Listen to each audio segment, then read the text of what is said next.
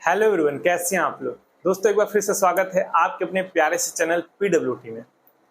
दोस्तों पिछले वीडियो में हमने बात किया था सेल के बारे में कि सेल क्या होता है, यानी कोशिका क्या होता है, उसकी डिस्कवरी किसने की थी, पहली बार किसने देखा था। ठीक है, इन सभी बातों पे हमने डिस्कस कर रखा है। अगर आपको ये लेक्चर समझना है तो सेल का लेक्चर मैं डिस्क्रिप्शन में दे दूंगा लिंक, आप वहां जाके देख लीजिएगा या फिर प्लेलिस्ट में जाइएगा, वहां पे भी आपको वीडियो अवेलेबल मिलेगा। तो वीडियो को स्टार्ट करते हैं। तो दोस्तों अगर आपसे कोई पूछता है कि आप के अंदर सेल प्रेजेंट है तो आपको कहना है हाँ, क्योंकि मैंने आपको बताया था कि जो सेल होता है वो क्या होता है, basic structural functional and biological unit of life होता है। यानी कि लिविंग बींग्स होने के लिए सेल होना जरूरी है। तो बात वहीं खत्म हो जाती है कि अगर कोई लाइफ है, लाइफ फॉर्म हुआ है, तो वो उसके अंदर सेल प्रेजेंट होता है। ठीक है, आज हम लोग बात करते हैं सेल के स्ट्रक्चर के बारे में। तो दोस्तों स्ट्रक्चर ऑफ सेल, यानी अगर आपसे सेल के स्ट्रक्चर की बात की जाए तो देखिए दोस्तों, सबके अंदर सेल प्रेजेंट होता है। ठीक है, चाहे कोई भी लिविंग बींग्स हो, लेकिन सेल कैसा प्रेजेंट होता है, उसका स्ट्रक्चर क्या होता है, इन सभी के बारे में तो चलिए देखते हैं। दोस्तों जो सारे सेल हैं उनमें जो कॉमन तीन चीजें हैं वो होती हैं दोस्तों, उनके अंदर सेल मेम्ब्रेन होता है, साइटोप्लाज्म होता है और डीएनए होता है। यानी कि कॉमन फीचर क्या है सेल होने के लिए, तो वो कॉमन फीचर है दोस्तों, पहला जो फीचर है वो है cell membrane.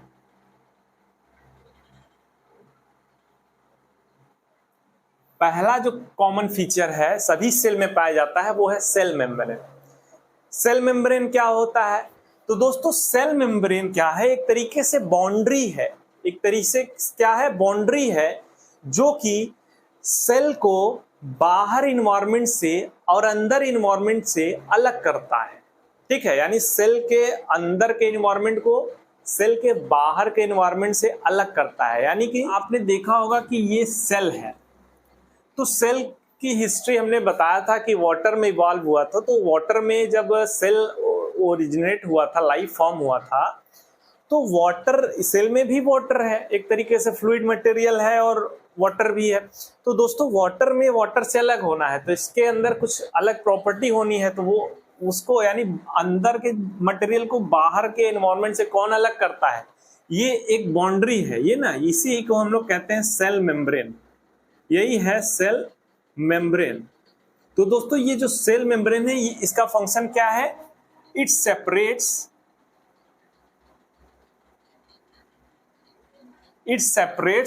Inside from outside या आउटर इन्वायरमेंट। ये क्या करता है, इनसाइड के इन्वायरमेंट को it separates inside from outer environment. ये क्या करता है, इनसाइड का मतलब है जो इनसाइड मटेरियल कह लीजिए। ठीक है, मटेरियल, जो इनसाइड मटेरियल्स होते हैं उनको आउटर इन्वायरमेंट से सेपरेट करता है। ठीक है, तो यानी इसका काम क्या हो गया सेल मेम्ब्रेन का, सेपरेशन का। ठीक है, दूसरा जो दोस्तों मेन कंपोनेंट है वो है दोस्तों साइटोप्लाज्म। आपने देखा होगा जो सेल का डायग्राम आप अगर देखे होंगे, सेल के डायग्राम को, तो उसमें बीच में कुछ फ्लूइड भरा रहता है, तो दोस्तों उसका नाम होता है साइटोप्लाज्म। देख लीजिए साइटोप्लाज्म, यानी सेल जो होता है उसके अंदर दूसरी चीज वो क्या है, साइटोप्लाज्म प्रेजेंट होता है। अब साइटोप्लाज्म होता क्या है, तो दोस्तों साइटोप्लाज्म वही जेली लाइक फ्लूइड है ना, यहाँ पे साइटोप्लाज्म क्या है, जेली लाइक फ्लूइड है।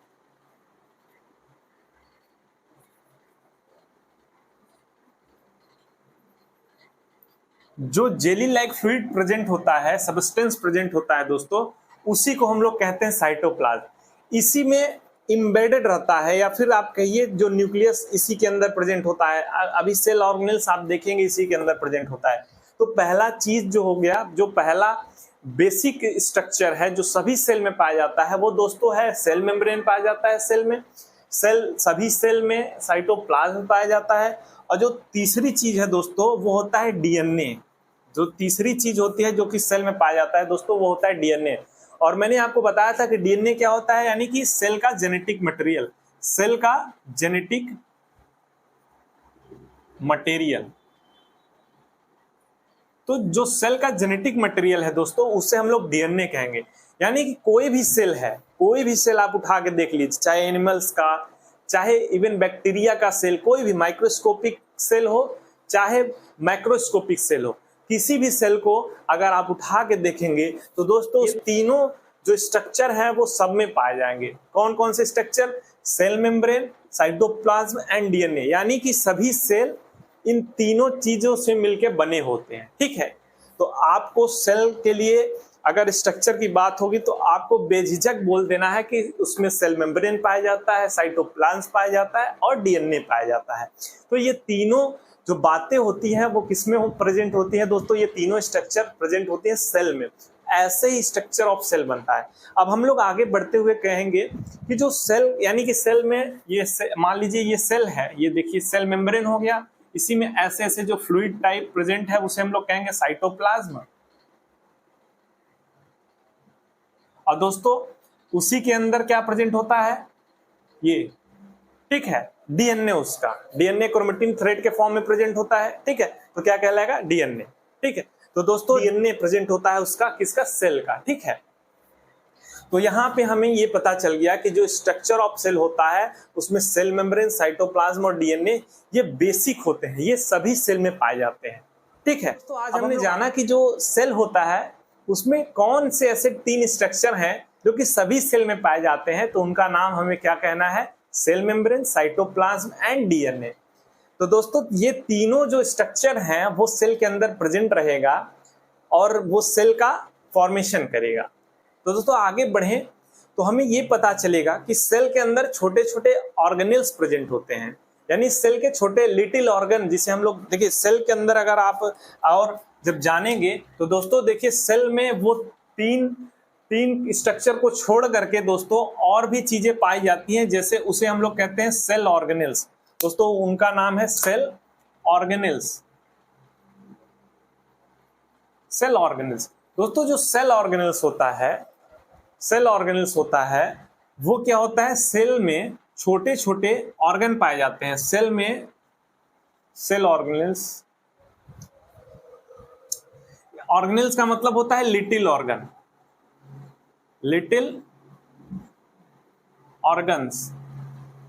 ठीक है, लिटिल ऑर्गन्स यानी छोटे छोटे ऑर्गन्स पाए जाते हैं। आपने देखा होगा इनका नाम सेल ऑर्गेनेल्स में क्या क्या आ जाएंगे? तो दोस्तों सेल ऑर्गेनेल्स में आ जाएगा माइटोकॉन्ड्रिया,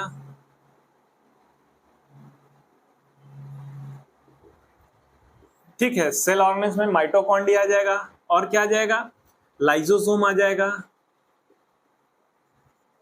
और क्या आ जाएगा? गोल्जी बॉडी आ जाएगा। दोस्तों इसको गोल्जी अपैरेटस भी कहते हैं।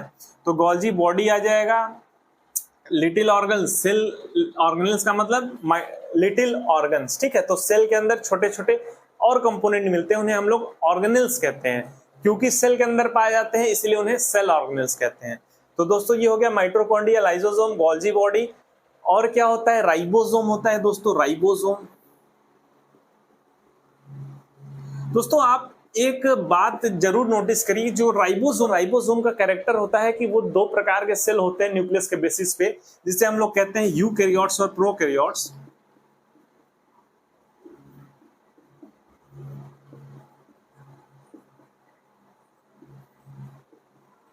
उन दोनों में राइबोसोम प्रेजेंट होता है, लेकिन ये कंपोनेंट नहीं प्रेजेंट होते हैं बाकी के सेल ऑर्गेनेल्स, लेकिन ribosome as a cell organelles दोनों में प्रेजेंट होता है। ये वहां हम बताएंगे जब टाइप्स ऑफ सेल पढ़ाएंगे। ठीक है, तो दोस्तों cell organelles mitochondria, lysosome, Golgi body, और क्या हो गया? राइबोसोम हो गया। और क्या होता है दोस्तों? एंडोप्लाज्मिक रेटिकुलम होता है। एंडोप्लाज्मिक रेटिकुलम दोस्तों 2 प्रकार का होता है, RER होता है और SER होता है। RER का मतलब हो गया रफ एंडोप्लाज्मिक रेटिकुलम, और SER का मतलब हो गया स्मूथ एंडोप्लाज्मिक रेटिकुलम। तो दोस्तों और भी सारे कंपोनेंट होते हैं। आज की वीडियो में हम लोगों ने जाना कि सेल का स्ट्रक्चर कैसा होता है। नेक्स्ट वीडियो में हम लोग देखेंगे सेल ऑर्गेनेल्स के बारे में, और सेल ऑर्गेनेल्स के बेसिक डिफरेंस और सेल ऑर्गेनेल्स क्या होता है उन सभी को देखते हुए हम आगे बढ़ेंगे। आज के लिए बस इतना ही। पूरा वीडियो देखने के लिए धन्यवाद।